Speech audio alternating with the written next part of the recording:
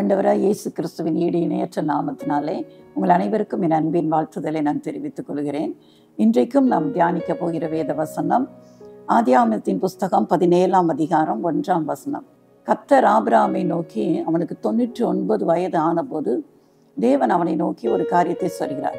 நான் சர்வ வல்லமையுள்ள தேவன், நீ எனக்கு முன்பாக நடந்து கொண்டு உத்தமனாயிரு என்று சொல்லி ஆண்டவராகிய தேவன் ஆபிரகாமை கோர்த்து, அப்பொழுது அவனுடைய பெயர் ஆபிராம் என்று இருக்கும்போது கர்த்தர் அவனோடு கூட இந்த வார்த்தையை பேசுகிறார். நீ எனக்கு முன்பாக நடந்து கொண்டு உத்தமனாயிரு. ஒருவேளை உத்தமன் என்று சொல்லப்படுகிறவன் யார்? ஆங்கிலத்தில் நீங்கள் பார்த்தீர்கள் என்று சொன்னால் பிளேம்லெஸ் என்று சொல்லுவோம். எந்த விதமான அவனிடத்துல ஒரு குற்றமும் கண்டுபிடிக்க முடியாத ஒரு மனிதன் தான் உத்தமன் என்று சொல்லப்பட்டிருக்கிறது.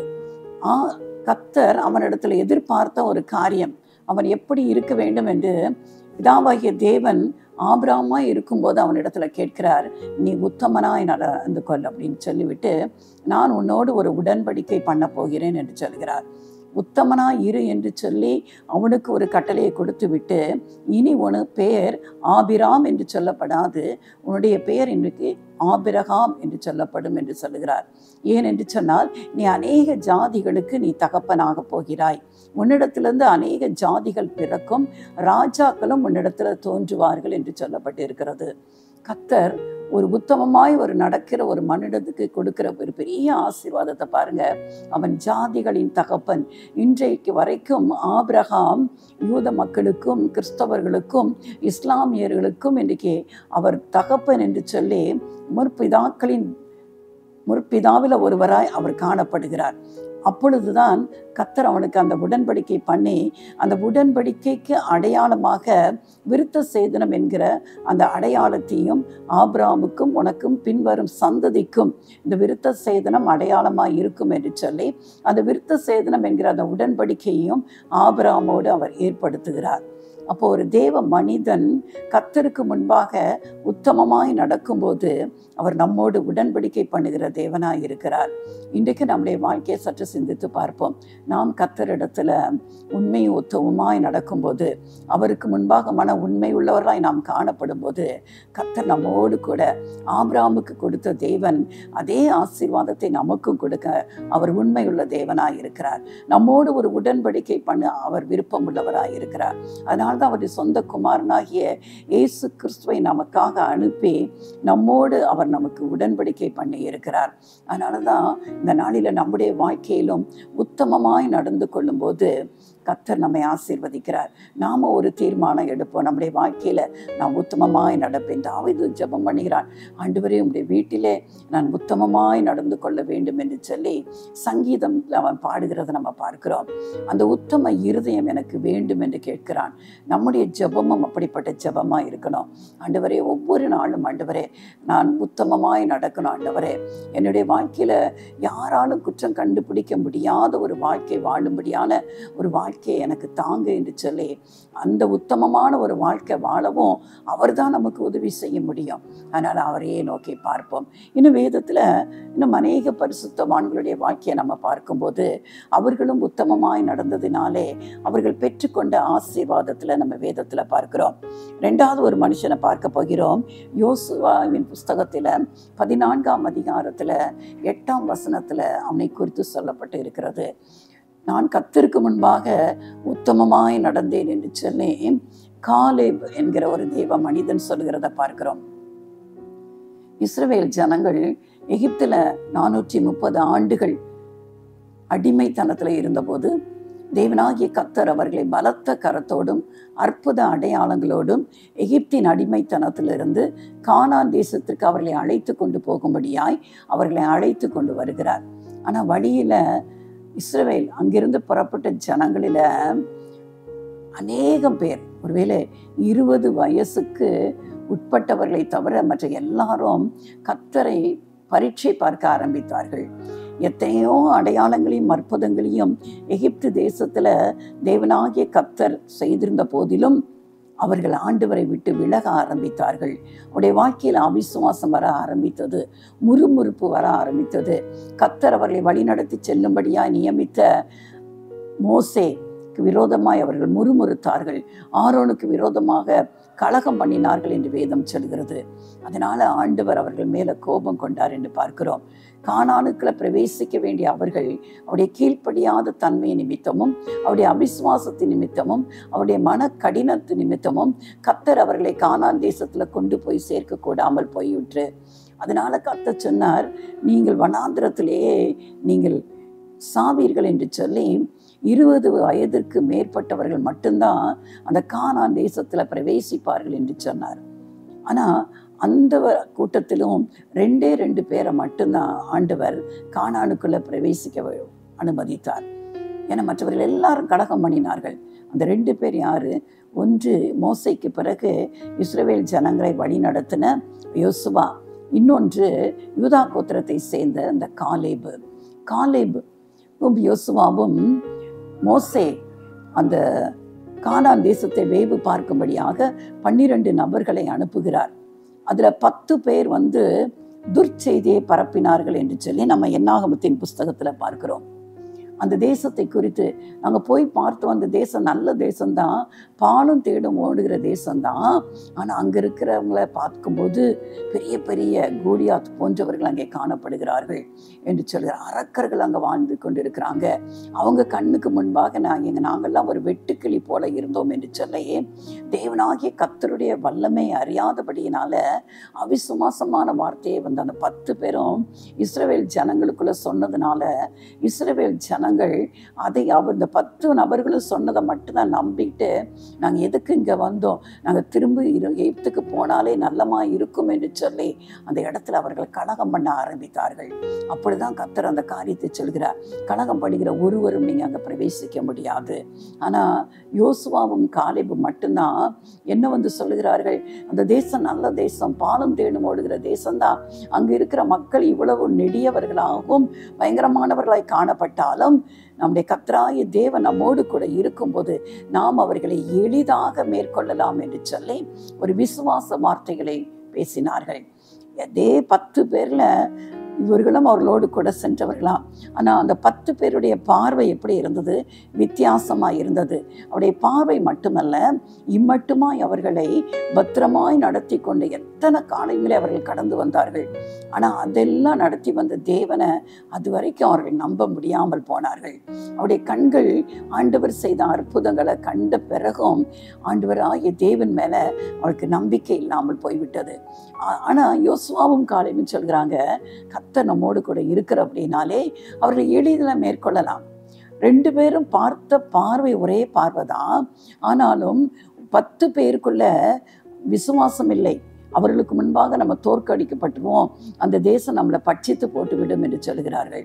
ஆனால் அதே பார்வையோடு பார்த்த யோசுவாவும் காலேபும் அவர்களுக்குள்ளே இருந்து வந்த வார்த்தை என்ன தெரியுமா? நம்ம எளிதாக அந்த மக்களை என்ன செய்வோம், மேற்கொள்ள முடிவது மட்டுமல்ல, அந்த ஜனங்கள் நமக்கு என்ன செஞ்சிருவாங்க, இரையாகி போய் விடுவார்கள் என்று சொல்கிறார்கள். அவ்வளவாய் விசுவாச வார்த்தை பேசுகிறார்கள். அதனால்தான் ஆண்டவர் அவர்களை குறித்து சாட்சி சொன்னார், என்னை உத்தமமாய் பின்பற்றின காலேபும் யோசுவாவும் மட்டும்தான் கானான் தேசத்துல பிரவேசிப்பார்கள் என்று சொல்லி. ஒருவேளை இன்றைக்கு நம்முடைய வாழ்க்கையில நாமும் ஆண்டவருடைய பிள்ளைகள் என்று சொல்கிறோம், இயேசுதான் எனக்கும் தெய்வம்னு சொல்கிறோம். ஆனா நம்முடைய வாழ்க்கையில நம்ம வைத்திருக்கிற நம்பிக்கை எப்படி இருக்கிறது? அவரை நம்ம எந்த அளவுக்கு விசுவாசித்து கொண்டு இருக்கிறோம்? நாமும் கஷ்டங்கள், பிரச்சனைகள், வியாதிகள், பலவீனங்கள் வரும்போது முறுமுறுத்து போய் விடுகிறோமா? இதெல்லாம் ஆண்டவரால் செய்ய முடியாது, ஒருவேளை மற்றதெல்லாம் செய்ய முடியும், இந்த காரியத்தை ஆண்டவரால் செய்ய முடியாதுன்னு நினைக்கிறோமா? செங்கடலை பிறந்தாரு, எரிகோ கோட்டை அவருக்கு முன்பாக விழுந்தது. 10 அற்புதங்களை செய்து எகிப்திலிருந்து அவர்களை விடுதலையாக்கி பண்ணாரு. இதை காட்டிலும் வேற என்ன அற்புதம் அவர்களுக்கு வேணும்? ஆனாலும் அவர்கள் நம்பக்கூடாமல் போனார்கள். இன்றைக்கும் அநேக நம்முடைய வாழ்க்கையில் அப்படிதான் இருக்கிறோம். ஒருவேளை இதை கேட்டுக்கொண்டு இருக்கிற அன்பு தெய்வ பிள்ளைகளே, உங்கள் வாழ்க்கையில கர்த்தர் எத்தனையோ இக்கட்டுகளில் இருந்து, எத்தனையோ பிரச்சனைகளில் இருந்து கர்த்தர் உங்களை அற்புதமாய் விடுதலை பண்ணி இருந்தும் இப்பொழுது நீங்கள் கடந்து போகிற அந்த பிரச்சனை நிமித்தம் ஒருவேளை அந்த பழைய பிரச்சனையை காட்டிலும் இப்பொழுது இருக்கிறது மிகவும் சிறிய பிரச்சனை தான், ஒரு சிறிய காரியமான இருந்த போதிலும் உங்களால் நம்பக்கூடாமல் போயிருது. அதனால தான் நீங்கள் தேவனுக்கு விரோதமாய் விசுவாசிக்க கூடாமல் போயிருக்கிறீர்கள். ஒரு முறுமுறுப்பு உங்களுடைய வாழ்க்கையில் இருக்கிறது, ஒரு சலிப்புத்தன்மை இருக்கிறது. நான் முந்த நாட்களை நினைத்து பார்க்கிறேன், அந்த நாட்கள் இருந்தால் நல்லா இருக்குமே என்று சொல்லி உங்களுக்குள்ள ஒரு சலிப்போடு நீங்கள் காணப்படுகிறீர்களோ, உங்களை பார்த்து தான் கர்த்தருடைய வார்த்தை வருகிறது. ஒரு நாளும் விசுவாசத்தை விட்டு விடுவார்கள், அவிசுவாசத்துக்கு இடம் கொடுத்து விடாதீர்கள். தேவனுக்கு விரோதமாய் கலகம் பண்ணி முறுமுறுத்து விடுவார்கள். முறுமுறுக்கும் போது, அவிசுவாசம் நம்மில காணப்படும் போது, கர்த்தர் நமக்காக கொடுக்க ஆயத்தமாய் வைத்திருக்கிற மிகவும் பெரிதான ஆசீர்வாதத்தை நம்முடைய வார்த்தையினாலே, நம்முடைய அவிசுவாசத்தினாலே அதை அடையக்கூடாமல் நாம் போய்விடுகிறோம். இன்னைக்கு அநேகருடைய வாழ்க்கையில கர்த்தர் ஆசீர்வதிக்க அவர் சித்தமுள்ளவராய் இருக்கிறார். என் பிள்ளைக்கு இந்த ஆசீர்வாதத்தை கொடுக்கணும்னு என்று சொல்லி ஆவலாக இருக்கிறார். ஆனால் உங்களால் காத்திருக்க முடியல. தாமதமாகிறபடினாலே, நாட்கள் கடந்து சென்று கொண்டே இருக்கிறபடினாலே, சூழ்நிலை பார்க்கிற சூழ்நிலை எல்லாம் விரோதமாய் காணப்படுகிறதுனால ஆண்டவர் மேலே உங்களால் நம்பிக்கை வைக்க முடியலை. அதனால சோர்ந்து போய் ஆண்டவரால் இதை செய்ய முடியுமா முடியாதா என்கிற ஒரு சந்தேகத்திற்கு நீங்கள் இடம் கொடுக்கிறீர்கள்.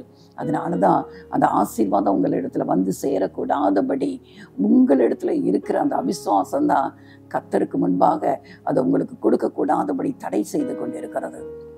இதை கேட்டுக்கொண்டிருக்கிற என் அன்பு தெய்வ பிள்ளைகளே, இன்றைக்கு உங்களை ஆராய்ந்து பாருங்க. ஏதாவது வார்த்தைகள் நீங்கள் அப்படி பேசி இருக்கிறீர்கள் என்று சொன்னால் தெய்வ சமூகத்தில் மன்னிப்பு கேளுங்க. ஆண்டவரே, என்னுடைய அவிசுவாசத்தை மன்னித்திருங்க. ஆண்டவரே, என்னுடைய முறுமுறுப்பை மன்னித்திருங்க. என் மனசலிப்பை மன்னித்திருங்க. சூழ்நிலை எப்படி இருந்தாலும் நீங்கள் எனக்கு இதை செய்வதற்கு நீங்கள் உண்மையுள்ள தேவனாக இருக்கிறீங்க என்று சொல்லி மறுபடியும் நீங்கள் கர்த்தரண்டை வருவீர்கள் என்று சொன்னால் உங்கள் வாழ்க்கையில் தடைப்பட்ட ஒவ்வொரு காரியத்தையும் கர்த்தர் உங்களுக்கு கொடுக்க அவர் சித்தமுள்ளவராக இருக்கிறார். காலேபினுடைய வாழ்க்கையில் அவன் விசுவாசமாய் நாம் எளிதில் அதை போய் மேற்கொள்ளலாம் என்று சொல்லி அவனுக்கு மட்டுமல்ல இஸ்ரவேல் ஜனங்களுக்குள்ளும் அந்த விசுவாச வார்த்தை அவன் கூறினபடியினாலே ஆண்டவர் அவனை கானானுக்குள்ள பிரவேசிக்கிற அந்த பெரிய பாக்கியத்தை அவனுக்கு கொடுத்தார். மூன்றாவதாக நம்ம பார்க்க போகிற ஒரு மனிதன் நோவாவின் வாழ்க்கையை பார்க்க போகிறோம். நோவாவை குறித்து நம்ம பார்க்கிறோம். ஆதியாகமத்தின் புஸ்தகம் 6வது அதிகாரம் 9ஆம் வசனத்தை நம்ம பார்க்கும்போது அதுல ஒரு வசனம் சொல்கிறது, நோவா தன் காலத்தில் வாழ்ந்த எல்லா ஜனங்களை காட்டிலும் அவன் உத்தமனாய் இருந்தான் என்று சொல்லப்பட்டிருக்கிறது. அது மட்டுமல்ல, அதோடு கூட ஒரு வார்த்தை சொல்லப்பட்டிருக்கிறது, அவன் தேவனோடு சஞ்சரித்து கொண்டிருந்தான். ஆதியாகமம் 6ஆம் அதிகாரத்துல பார்த்தீங்கன்னா முதல் தொடங்கி மனுஷனை கர்த்தர் உண்டாக்கினதற்காக மனஸ்தாபப்பட்டார் என்று வேதம் சொல்கிறது. ஏன்னா மனுஷனுடைய இருதயத்தின் தோற்றமெல்லாம் அக்கிரம சிந்தையினாலே நிறைந்திருந்தது. ஜனங்கள் பாவம் செய்து பெருகி போய் இருந்தார்கள். அதை பார்த்து தான் ஆண்டவருடைய உள்ளம் விசனம் அடைந்தது. இந்த ஜனங்களை ஏன் நான் ஏற்படுத்தினேன் என்கிற அளவுக்கு அவர் விசனம் அடைந்தார். மனுஷனை உண்டாக்கினதற்காக தேவாதி தேவன் மனஸ்தாபப்பட்டார் என்று அங்கு வேதம் சொல்லுகிறது. அது மட்டுமல்ல, தேவகுமாரர்கள் மனுஷ குமாரத்திகளை அழகுள்ளவர்கள் என்று கண்டபடியினாலே அவர்களுக்கு தொடர்பு ஏற்பட்டபடினாலே அவர்களுக்கு பிறந்த பிள்ளைகள் அந்த காலத்துல ஒரு பெரிய அரக்கர்கள் மாதிரி காணப்பட்டார்கள். இப்படி மனுஷ ஜாதி அன்றைக்கு அசுசைப்பட்டவாதாய் மாறிவிட்டது. அதனாலதான் ஆண்டவர் இந்த ஜனங்களை நான் நிக்கிரகமாக்கி போடுவேன், இந்த ஜனத்தை நான் அழித்து போடுவேன் என்று சொல்லி ஆண்டவர் தீர்மானம் எடுக்கிறார். அது மட்டுமல்ல, அந்த ஜனங்கள் மத்தியில ஒரு மனிதனை கர்த்தருடைய கண்கள் கண்டது. அதுதான் யாரு? நோவா. அவனை குறித்து சொல்லப்பட்டிருக்கிறது, அன்றைக்கு வாழ்ந்த ஜனங்களுக்குள்ளே நோவா உத்தமனாய் இருந்தான். எப்படி அவனால உத்தமமாய் வாழ முடிந்தது தெரியுமா? அவனுடைய வாழ்க்கையில அவன் தேவனோடு சஞ்சரித்து கொண்டிருந்தான். தேவனோடு, அதற்கு முந்தின அதிகாரத்துல நீங்க பாத்தீங்கன்னா ஏனோக்கு தேவனோடு சஞ்சரித்து கொண்டிருந்தான் சொன்னா he walked with God என்று சொல்லப்பட்டிருக்கிறது. அவனுடைய வாழ்க்கையில அனுதினமும் கர்த்தரோடு இசைந்து வாழ்கிற ஒரு வாழ்க்கை. அதை தான் கர்த்தர் இன்றைக்கு எதிர்பார்க்கிறார். யாரெல்லாம் தேவனோடு இசைந்து வாழ்கிறார்களோ, நம்முடைய ஒவ்வொரு எண்ணங்களும், ஒவ்வொரு நாம் எடுக்கிற முடிவுகளும், நம்முடைய சிந்தனைகள் எல்லாம் ஆண்டவராகிய இயேசுவினாலே நிரப்பப்பட்டிருக்கும் என்று சொன்னால் நம்முடைய வாழ்க்கை எவ்வளவு ஆசீர்வாதமாக இருக்கும் தெரியுமா? அன்றைக்கு அவன் அப்படிப்பட்ட ஒரு வாழ்க்கை வாழ்ந்தான், தேவனோடு சஞ்சரித்தான். யாரோடு நம்ம பழகுறோமோ அவளுடைய சுவாபம் தான் நமக்கு வந்துவிடும். ஆங்கிலத்தில் ஒரு பழமொழி ஒன்று அல்லவா, tell me your friend and I will tell you who you are. உன் நண்பன் யார் என்று சொல்லு, நீ யார் என்று நான் சொல்லி விடுவேன் என்று சொல்லு. ஏன்னா ஒரு க்ளோஸ் ஃப்ரெண்ட் இருப்பான் என்று சொன்னால் அவனுடைய குணங்கள் எப்படி இருக்கிறதோ காலப்போக்கில் என்ன ஆகும் தெரியுமா? யாரோடு நேரம் அதிகமாய் செலவழிக்கிறோமோ அவளுடைய குணங்கள் நம்மை அறியாமலே நமக்குள்ள வர ஆரம்பிக்கும். ஒருவேளை ஒரு மனிதன் மதுபான பிரியனாக இருப்பான் என்று சொன்னால் அந்த மதுபான பிரியம் உள்ள மனுஷனோடு ஒரு நல்ல மனுஷன் சேர்ந்து வாழ ஆரம்பிக்கலாம். காலங்கள் போக போக நட்பு ஆழமாய் போக போக கொஞ்சம் கொஞ்சமாய் அந்த மதுபானம் குடிக்கிற அந்த பழக்கம் இந்த மனுஷனையும் பற்றி கொள்ளும். இப்படிதான் ஒவ்வொரு குணநலங்களையும் பாருங்க, நம்ம யாரோட நேரத்தை செலவழிக்கிறோம்.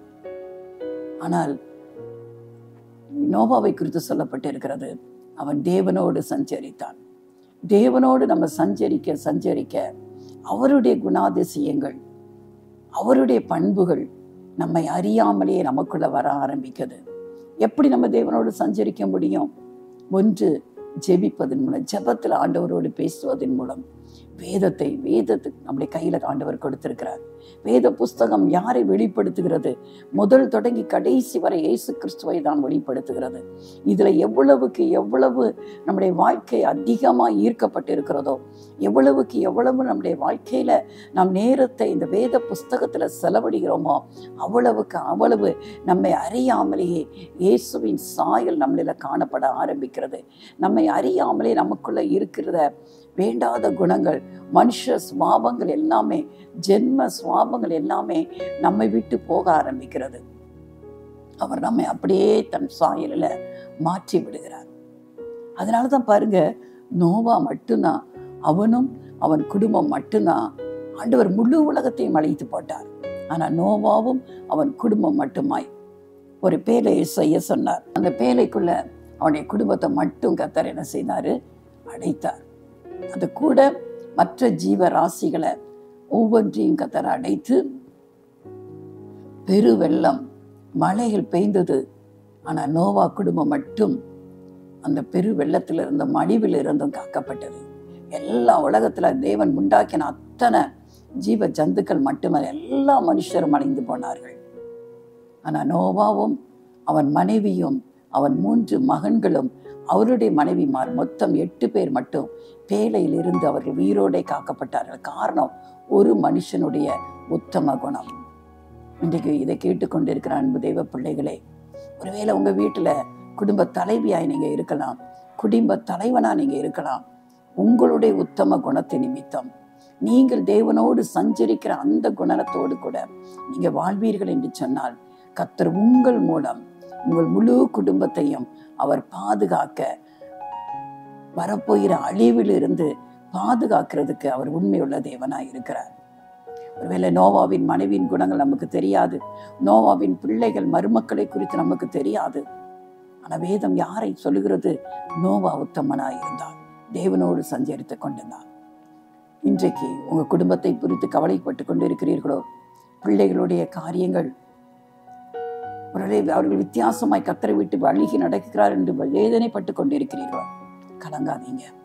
அன்றைக்கு ஒரு மனிதன் உத்தமனாய் இருந்தான், அவன் முழு குடும்பத்தையும் கர்த்தர் காத்து கொண்டார். இன்றைக்கு உங்களுடைய உத்தமத்தின் நிமித்தம் நீங்க கர்த்தரிடத்துல உங்க குடும்பத்திற்காக திறப்புல நிற்கிறபடினாலே உங்கள் நிமித்தம் கர்த்தர் உங்கள் குடும்பத்தில் உள்ள ஒவ்வொருவரையும் அவர் தன்னுடைய பிள்ளைகளாய் மாற்றுவதற்கு அவர் உண்மையோட இருக்கிறார். இப்பொழுது நீங்க அவங்க நடவடிக்கையை பார்க்கும்போது அவர்கள் செய்கிற எல்லா காரியமும் கர்த்தருக்கு பிரியமில்லாத காரியமாய் ஒருவேளை காணப்படலாம். ஆனால் உங்கள் உத்தமத்தை கர்த்தர் பார்க்கிறார். உங்கள் நிமித்தம் கர்த்தர் உங்கள் முழு குடும்பத்தையும் அவர் ரட்சித்துக் கொள்வதற்கு அவர் உண்மையுள்ள தேவனாய் இருக்கிறார். அடுத்ததாக ஒரு மனுஷனை நம்ம பார்த்து முடிக்கலாம். அது யார் என்று சொன்னார்? யோபு. யோபுவை குறித்து சொல்லப்பட்டு இருக்கிறது. யோபு 1ஆம் அதிகாரம் 1ஆம் வசனம் சொல்லுகிறது, அவனை குறித்து கர்த்தரே சாட்சி கொடுக்கிறார். அவன் உத்தமன், சன்மார்க்கன், பொல்லாப்பை விட்டு விலகுகிறவன், தேவனுக்கு பயப்படுகிற ஒரு மனுஷன் என்று சொல்லி கர்த்தர் யோபுவை குறித்து ஒரு சாட்சி சொல்லுகிறார். அவனுடைய உத்தம குணம் அங்க சோதிக்கப்படுகிறார்னா அவன் மனைவி சொல்லுகிறார், ஒரே நாளிலே 10 பிள்ளைகளும் சாவுக்கு ஒப்பு கொடுக்கப்படுகிறார்கள். ஆனா மனைவி வந்து கேட்கிறா, நீ எது வரைக்கும் இந்த உத்தமத்துல நிற்பீரு? இன்னும் உத்தமம்னு உத்தமத்திலே நிற்பீங்களா? தேவனை தூஷித்து ஜீவனை விடும் என்று சொல்லுகிறார். ஆனா ஆண்டவர் சமூகத்துல யோபு என்ன சொல்லுகிறார்? கர்த்தர் கொடுத்தார், கர்த்தர் எடுத்தார், கர்த்தருடைய நாமத்துக்கு ஸ்தோத்திரம். அதுலேயும் அவர் உத்தம குணத்திலிருந்து அவர் விலகவே இல்லை என்று வேதம் சொல்லுகிறது. அப்படிப்பட்ட ஒரு உத்தமனாய் யோபு காணப்பட்டார். ஆனா யோபுடைய வாழ்க்கையை நீங்க பார்க்கும்போது யாக்கோபுல வேதம் சொல்லுகிறது, யோபுவின் முன்னிலைமை காட்டிலும் கர்த்தர் அவருடைய பின்னிலைமையை ரெண்டத்தனையை ஆசீர்வதித்தார். யோபின் பொறுமையை குறித்து நீங்கள் கேள்விப்பட்டிருக்கிறீர்களே என்று வேதம் சொல்கிறது. அவ்வளவு பொறுமையாய் 3 நண்பர்கள் அவனுக்கு ஆறுதல் சொல்லும்படி கடந்து வருகிறார்கள். ஆனா வந்த 3 பேரும் ஏன் இவனுக்கு இந்த அவன் ஓட்டை வைத்துக்கிட்டு சுரண்டி கொண்டு பருக்களாய் நிறைந்து காணப்படுகிறான், அவன் உருவமே மாறி போயிருக்கிறது. செல்வ சீமானாய் வாழ்ந்த யோபு ஒரே நாளில் ஒன்றுமில்லாமல் அவன் செல்வம் அழிந்து போகவில்லை, எல்லாம் அழிந்து போன போதிலும் அவன் ஓட்டை வைத்து சுரண்டி கொண்டு உட்கார்ந்து கொண்டு இருக்கிறான். ஒருவேளை அவனுடைய செல்வமும் அழிந்து போனது. ஆடு மாடுகள் ஒட்டகங்கள் கழுதைகள் எல்லாம் ஒவ்வொரு நாளும் அழிந்து முழுமையா அழிந்து போனது. அவனை கண்டோன்னு அவங்களுக்கு திகைப்பு உண்டாகிறது. ஆறுதல் சொல்ல வந்து உட்காந்துருக்காங்க. ஒரு நாள் முழுவதும் அவங்களால பேச முடியல. ஆனா அப்புறம் பேச ஆரம்பிக்கிறாங்க. பாருங்க, பேச ஆரம்பிக்கிறவங்க எப்படி இருக்காங்க தெரியுமா? அவன் ஏதோ ஒரு பாவம் செய்திருப்பான், அதனாலதான் அந்த தண்டனை அனுபவிக்கிறான். இன்னைக்கு அநேக முறை நம்மளும் அப்படித்தானே மற்றவங்களை குற்றப்படுத்துகிறோம். ஒரு வீட்டுல ஏதாவது ஒரு காரியம் நடந்து விட்டதென்றால் அவர்களுக்கு ஆறுதல் சொல்வதற்கு பதிலாக நம்ம என்ன பேசி கொண்டிருக்கிறோம்?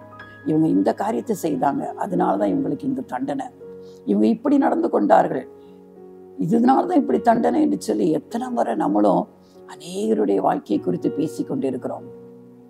ஆனா யோபுடைய வாழ்க்கையை பாருங்க, கர்த்தர் அவனுடைய உத்தமத்தை பார்க்க. அவங்க என்ன செய்யறாங்க? நீர் அப்படி செய்திருப்பீரு, இப்படி செய்திருப்பீரு, நீ தேவனுக்கு முன்பாக நீ உன்னை நியாயப்படுத்த முடியாது என்று சொல்லி அநேக வார்த்தைகளினாலே யோபுவை ஆறுதல் சொல்ல வந்த நண்பர்களே குற்றம் சாட்டுகிறார்கள். இன்னைக்கு நம்ம நினைக்கிறோம் இவங்களிடத்திலிருந்து நமக்கு ஆறுதல் வரும், இவங்க நமக்கு ஆறுதலா இருப்பாங்க, இவங்க நமக்கு உதவியா இருப்பாங்க என்று சொல்லி நம்ம அநேகரை நம்பிக்கொண்டிருக்கிறோம் அல்லவா? ஆனா யாரை நம்ம நம்புகிறோமோ அவர்களே நம்மை குற்றப்படுத்துவர்களாய் காணப்படுவார்கள். அதான் வேதம் சொல்கிறது, மனுஷனை நம்புவதை பார்க்கிலும் கர்த்தர் பேரில் பற்றுதலாய் இருப்பதே நலம். உத்தமமாய் நடக்கிற மனுஷன் பரியாசம் பண்ணப்படுகிறான் என்று வேதம் சொல்கிறது. ஒருவேளை நம்ம உத்தமமாய் நடக்கும்போது இந்த உலகம் நம்மை பார்த்து நிச்சயமாய் பரியாசிக்கும். ஏன்னா உலகத்தில் உள்ளவைகளும் அன்பு கோராதீங்கிறான். இந்த உலகம் முழுவதும் பிசாசுனாலே அவனுக்கு கையெழுக்கப்பட்டு இருக்கிறது. அதனால உலகத்தின் மக்களுக்குள்ள இருந்து அவன் தான் கிரியை செய்வான். அந்த மக்கள் நம்ம என்ன செய்வாங்க? பரியாசம் பண்ணுவாங்க. தேவனுக்கு பயந்து வாழும்போது, உத்தமமான ஒரு வாழ்க்கை வாழும்போது அவர்களுக்கு நாம் கேலி பொருளாய் கூட மாறி போவோம். ஆனால் பயப்படாதீங்க, யார் என்ன சொன்னாலும் நாம் கர்த்தரை பற்றி கொண்டிருக்கிற அந்த உத்தமத்துல மாறிவிடவே கூடாது. அவனுடைய முடிவை பாருங்க. ஆண்டவர் அவன் இழந்து போன எல்லாவற்றையும் திரும்ப 2 கொடுத்தாரு. ஈவன் பிள்ளைகளை கூட 10 பிள்ளைகளை திரும்பி கொடுத்தார். ஒரு 10 பிள்ளைகள் ஏற்கனவே மரித்து பரலோகத்துல இருக்கிறாங்க, 10 பிள்ளைகளை திரும்ப கொடுக்கிறார். அதுலயும் அவருக்கு இரட்டிப்பு. எல்லாவற்றிலையும் கர்த்தர் யோபுக்கு 2 கொடுத்தார் அல்லவா? நம்முடைய வாழ்க்கையில உத்தமமாய் நடக்க கற்றுக்கொள்வோம். வேதத்திலிருந்து இவருடைய வாழ்க்கையிலிருந்து இதுதான் கற்றுக்கொள்கிறோம். ஆபிரகாமின் வாழ்க்கை, காலேபின் வாழ்க்கை, யோசுவாவின் வாழ்க்கை, யோபுவின் வாழ்க்கை. ஒருவராவது அவருடைய வாழ்க்கையில உத்தமமாய் நடந்தது நிமித்தம் எதையுமே அவர்கள் இழந்து போகவில்லை. கர்த்தர் அவர்களுக்கு குறித்திருந்த எல்லா ஆசீர்வாதத்தையும் அவர்கள் சுதந்திரித்துக் கொண்டார்கள். இந்த நாளில அப்படிப்பட்ட ஒரு வாழ்க்கை வாழ நம்முடைய வாழ்க்கையை ஒப்புக் கொடுப்போம்.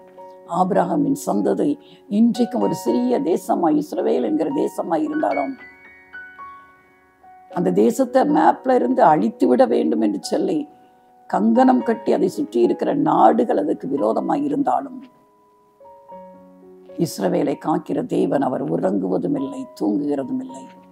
அந்த தேவன் இன்றைக்கும் அவர்களுக்காக யுத்தம் பண்ணி கொண்டிருக்கிறார். அவர் ஆபிரகாமோடு பண்ணின அந்த உடன்படிக்கை நிமித்தம் இன்றைக்கு கர்த்தர் அந்த தேசத்தை உயர்த்தி ஆசீர்வதித்து இருக்கிறார்.